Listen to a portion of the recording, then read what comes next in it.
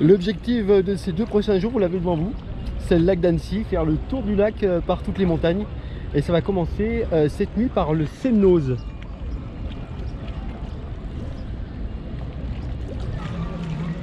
Et ça va se terminer par là. Et on arrivera à Annecy.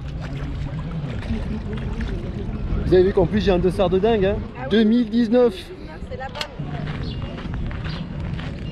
Il fait une bonne chaleur. On est fin mai. Ça sent les vacances, mais ça sent pas la baignade dans le lac. Et cette nuit, je me lance sur l'XXL Race. Je pars pour 75 km et à peu près 3000 mètres de dénivelé qui va m'amener d'Annecy à Doussard.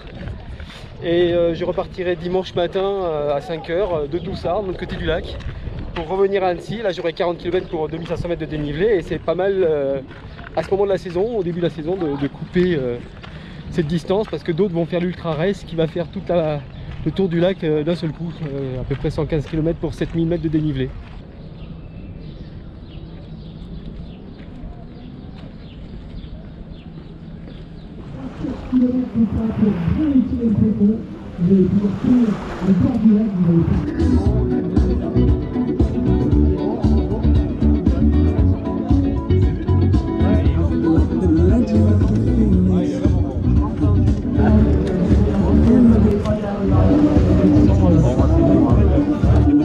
Et il est là, c'était Patrick Board. On n'en avait pas cité encore, on l'avait cité cet après-midi.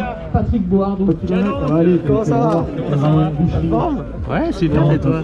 Ça vient, très bien. Et tu vois les gens relever autour, je crois que les connaisseurs ont vécu un très bon moment de sport. Ah d'accord. Bah voilà, c'est bientôt minuit, bientôt le départ de cette Ultra Race à Annecy. Donc on va se reculer un peu pour le départ. J'invite tout le monde à se reculer un petit peu.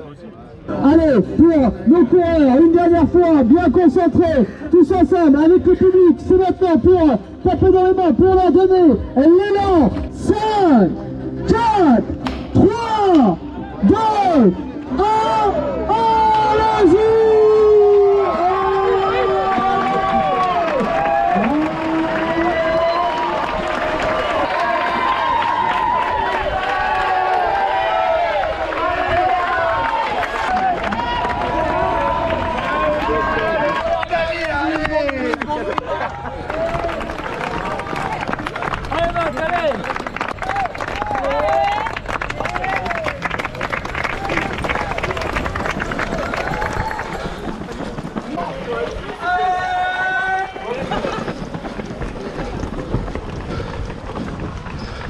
Ce qui est dingue, c'est que ça part exactement comme sur un 40 km.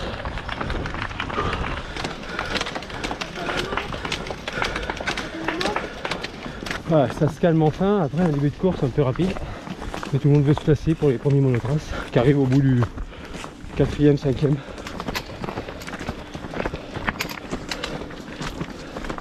Comment ça se passe pour l'instant? Ça va, Denis? Ouais, ça va très bien et toi? Ouais. Ça va. T'aimes bien partir vite comme ça? Ah bah tu me rassures alors, parce que moi je me disais que j'avais pas de jambes, mais... Première difficulté, c'est la montée au Semnoz. C'est la montagnette qui est juste au-dessus d'Annecy. On va mettre 17 km pour aller là-haut, pour 1300 de dénivelé je crois. Donc c'est assez doux. Au départ, c'est doux. Et après c'est moins doux? Ouais, Zinzin. Ah, Comment tu vas? ça va très bien et toi? Bah ouais, je savais pas que tu la faisais. Alors je suis content, je me retrouve avec un Rochois, Cédric. Rochois, c'est un mec de La Roche-sur-Foron. C'est mon bled d'origine. Et du coup, je commence à parler avec l'accent quand je reviens dans le coin. Donc ça me permet de vous dire que je suis content d'être dans ma Haute-Savoie natale. Et qu'en règle générale, quand je viens ici, je rate complètement mes courses. Un truc qui a pas me porter la poisse, hein. En règle générale, je n'éteins pas sur les autres.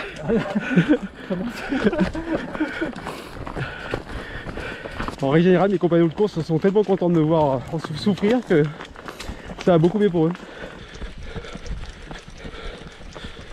8e kilomètre, ça monte, ça descend. C'est plutôt sympa pour l'instant. La température est exquise, parfaite. Allez, allez!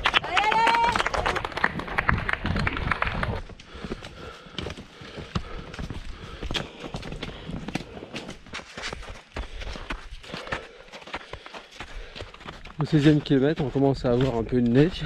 On est à, je sais pas, 1300 mètres d'altitude par là, non? Du coup, la température est plus fraîche.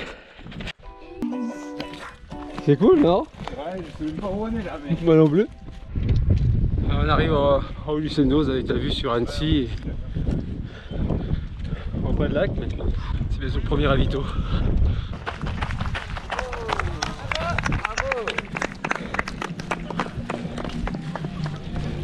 Ravito du Sendos. 17 km. Évidemment, il y a du reblochon.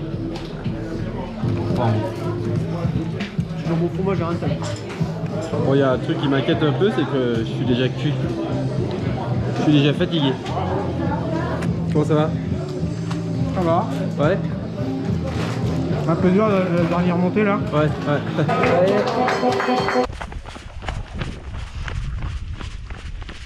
On attaque la descente du Semnos qui est annoncée comme roulante et sans difficulté.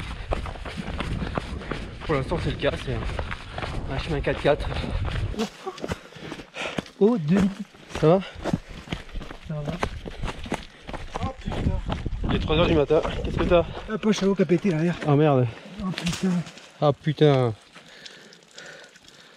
Putain. Ah mes plottes. Chier. Putain. Ça va? Ouais, j'ai l'impression de pisser dans mon froc. Merde, la flasque. Ah. Oh bah tu fais ça sérieux.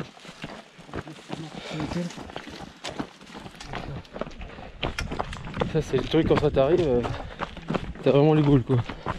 Surtout que il n'y a pas beaucoup de ravitaillement sur cette course. Le prochain c'est en août, je crois que c'est au 30e, donc c'est pas pour tout de suite. Parce que là on est au 20e kilomètre. Gaël, a priori c'est vert pour les relais, vert pour les relais. Pas de jus, pas d'envie, fatigué. Que le début là. Ouais, c'est quoi le début là? J'y suis pas. Mal aux jambes. Tu dis qu'on est au 25e là? De toute façon je suis un vrai con, je suis parti trop vite.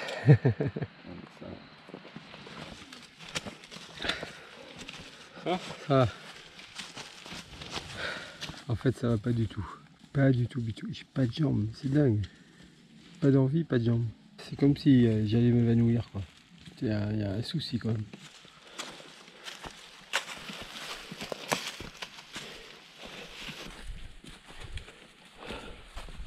Ouais, mais Ça fait pas.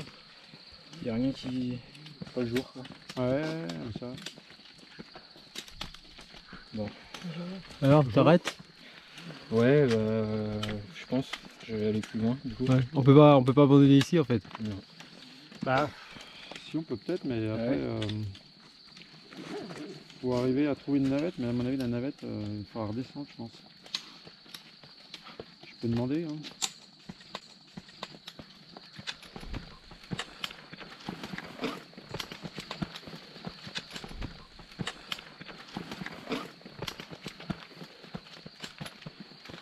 Bon, je vais pas vous laisser en plan comme ça sur cet abandon assez minable.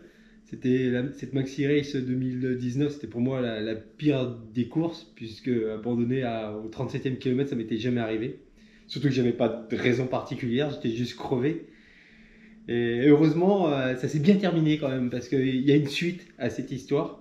Puisque derrière, avec donc Maxime, ce kiné d'Angers, qui était lui aussi mal en point, bah, on a marché pendant pas mal de temps, une bonne heure et demie je pense, et la navette est jamais arrivée parce que bon, il y avait eu des coureurs un peu partout, et à un moment donné on s'est dit bon, on va faire du stop, et on était sur une route de montagne, et là la première voiture elle s'est arrêtée, et c'était Paul qui était au volant. Paul c'est une dame de 70 ans, retraitée de l'éducation nationale, qui était pétillante, qui était super sympa, de suite on a parlé avec elle.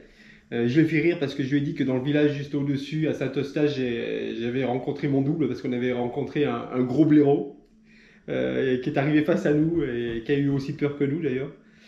Et on a parlé de trail, de notre abandon, du fait qu'elle courait souvent le matin à la frontale, à 3 h du matin. sur ces routes de montagne, mais qu'elle faisait jamais de course. Et donc on a parlé, et elle nous a amené directement à nos voitures alors que c'était pas sa route. Donc elle a fait un joli petit détour.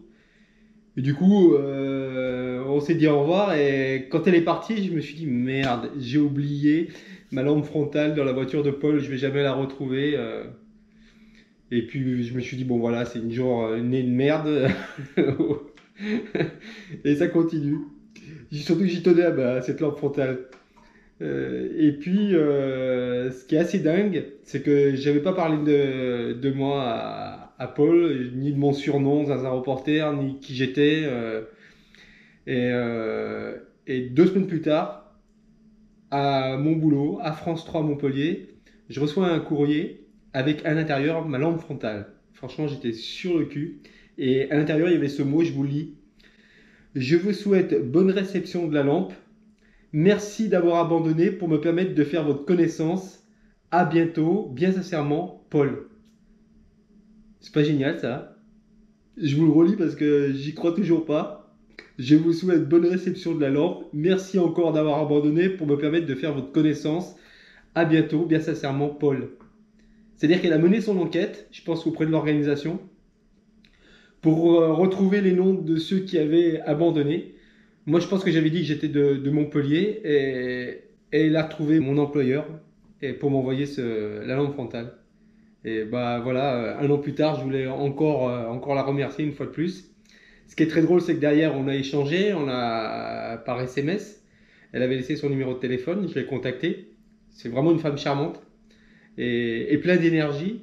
Et un peu plus tard, ça c'était en juillet 2019, elle m'a envoyé ce SMS. Bonjour Denis, hier j'ai terminé mon premier trail, le trail de l'Aigle de Manigot en Haute-Savoie, 26 km pour 1250 mètres de dénivelé. Et je finis première V3. Je n'ai pas beaucoup de mérite, on était 2. Elle a vraiment beaucoup d'humour. Mais par contre, je suis loin des dernières, ça j'en suis certain. Je viens donc vous remercier car sans vous, je n'aurais jamais eu l'idée de me lancer.